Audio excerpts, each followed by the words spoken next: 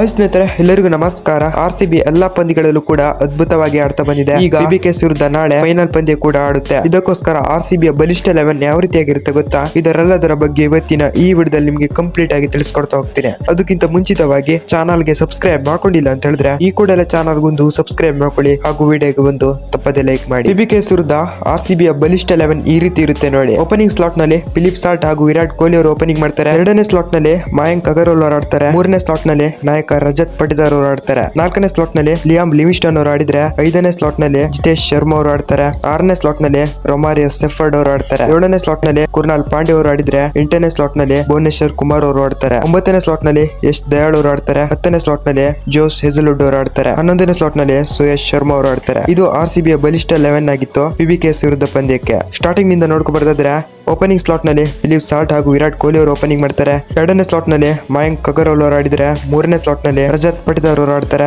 ನಾಲ್ಕನೇ ಸ್ಲಾಟ್ ನಲ್ಲಿ Liam Livingston ಅವರು ಆಡ್ತಾರೆ. ಐದನೇ ಸ್ಲಾಟ್ ನಲ್ಲಿ ಜಿತೇಶ್ ಶರ್ಮಾ ಅವರು ಆಡಿದ್ರೆ, ಆರನೇ ಸ್ಲಾಟ್ ನಲ್ಲಿ ರೊಮಾರಿಯಸ್ ಸೆಫರ್ಡ್ ಅವರು ಆಡ್ತಾರೆ. ಏಳನೇ ಸ್ಲಾಟ್ ನಲ್ಲಿ ಕುರ್ನಾಲ್ ಪಾಂಡ್ಯ ಅವರು ಆಡಿದ್ರೆ, ಎಂಟನೇ ಸ್ಲಾಟ್ ನಲ್ಲಿ ಭುವನೇಶ್ವರ್ ಕುಮಾರ್ ಅವರು ಆಡ್ತಾರೆ. ಒಂಬತ್ತನೇ ಸ್ಲಾಟ್ ನಲ್ಲಿ ಯಶ್ ದಯಾಳ್ ಅವರು ಆಡಿದ್ರೆ, ಹತ್ತನೇ ಸ್ಲಾಟ್ ನಲ್ಲಿ ಹೆಜಲ್ವುಡ್ ಅವರು ಆಡ್ತಾರೆ. 11ನೇ ಸ್ಲಾಟ್ ನಲ್ಲಿ ಸುಯಶ್ ಶರ್ಮಾ ಅವರು ಆಡ್ತಾರೆ. ಇದು ಬಲಿಷ್ಠ 11 ಆಗಿತ್ತು BBKS ವಿರುದ್ಧ ಫೈನಲ್ ಪಂದ್ಯಕ್ಕೆ. ಈ 11 ಬಗ್ಗೆ ನಿಮ್ಗೆ ಅನಿಸುತ್ತೆ ಅಂತ ತಪ್ಪದೆ ಕಾಮೆಂಟ್ ನಲ್ಲಿ ತಿಳಿಸಿ. ನಿನ್ನೆ ನಡೆದಂತ ಕ್ವಾಲಿಫೈರ್ 2 ಪಂದ್ಯದಲ್ಲಿ ಮೊದಲು ಬ್ಯಾಟಿಂಗ್ ಮಾಡಿದಂತ MI ಕಡೆ ಒಳ್ಳೆ ಪರ್ಫಾರ್ಮೆನ್ಸ್ ಬಂದಿದೆ ಅಂತ ಹೇಳಿದ್ರೆ, ಜಾನಿ ಬ್ಯಾರಿಸ್ಟೋ ಅವರು 38 ರನ್ ಕಳೆಯಕ್ಕೆ ಔಟ್ ಆದ್ರು. ತಿಲಕ್ ವರ್ಮಾ ಅವರು 44 ರನ್ ಗಳಿಸಿ ಔಟ್ ಆದ್ರು. ಇನ್ನು ಸೂರ್ಯ ಕುಮಾರ್ ಯಾದವ್ ಅವರು ಕೂಡ ಸೂಪರ್ ಆಗಿ ಆಡಿದ್ರು. ಆಲ್ಸೋ 44 ರನ್ ಗಳಿಸಿ ಔಟ್ ಕೂಡ ಆದ್ರು. ಹಾರ್ದಿಕ್ ಪಾಂಡ್ಯ ನಾಯಕ್ ಅವರಿಂದ ಯಾವುದೇ ಪರ್ಫಾರ್ಮೆನ್ಸ್ ಕೂಡ ಬಂದಿರಲಿಲ್ಲ. 15 ರನ್ ಗಳಿಸಿ ಔಟ್ ಆದ್ರು. ಇನ್ನು ಲಾಸ್ಟ್ ಮೂಮೆಂಟ್ ನಲ್ಲಿ ಬಂದ ನಮನ್ ಧೀರ್ ಅವರು 37 ರನ್ ಗಳಿಸಿ ಔಟ್ ಕೂಡ ಆದ್ರು. MI 20 ಓವರ್ ಗಳಲ್ಲಿ 203 ರನ್ ಕಳೆಯಕ್ಕೆ 6 ವಿಕೆಟ್ ಕಳೆದುಕೊಂಡು BBKS ಗೆ 204 ರನ್ ಗಳ ಟಾರ್ಗೆಟ್ ಕೊಟ್ಟಿತ್ತು. ನಂತರ ಚೇಸ್ ಮಾಡೋದು ಬಂದ BBKS ಕಡೆ ಶ್ರೇಯಸ್ ಅಯ್ಯರ್ ಅವರು ಧ್ವಂಸ ಕೂಡ ಮಾಡಿದ್ರು. 87 ರನ್ ಗಳಿಸಿ ನಾಟ್ ಔಟ್ ಆಗಿ ಕೂಡ ಉಳಿದ್ರು. ಒಳ್ಳೆ ಪರ್ಫಾರ್ಮೆನ್ಸ್ ಕೂಡ ಎರಡನೇ ಇನ್ನಿಂಗ್ಸ್ ನಲ್ಲಿ ಶ್ರೇಯಸ್ ಅಯ್ಯರ್ ಅವರ ಬ್ಯಾಟಿಂಗ್ ನಿಂದ ಬಂತು. ಇನ್ನು ಜೋಸ್ ಇಂಗ್ಲಿಷ್ ಅವರು 38 ರನ್ ಗಳಿಸಿ ಹಾರ್ದಿಕ್ ಪಾಂಡ್ಯ ಅವರಿಗೆ ಔಟ್ ಆದ್ರು. ಈ ಮೂಲಕ BBKS RCB ವಿರುದ್ಧ ಫೈನಲ್ ಕೂಡ ತಲುಪಿತ್ತು.